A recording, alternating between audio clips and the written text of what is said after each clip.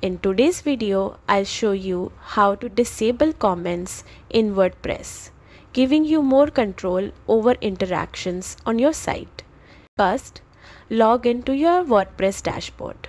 On the left-hand menu, go to Settings and select Discussion. Here you will see an option labeled Allow people to submit comments on your posts. By default, this may be checked. Simply uncheck the box to disable comments on all future posts and pages.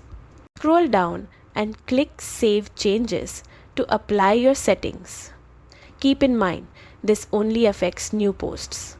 To disable comments on existing posts, you'll need to edit them individually or use a plugin for bulk changes. And that's it, you've successfully stopped comments on future posts, helping you manage your site the way you want. Thanks for watching and happy blogging.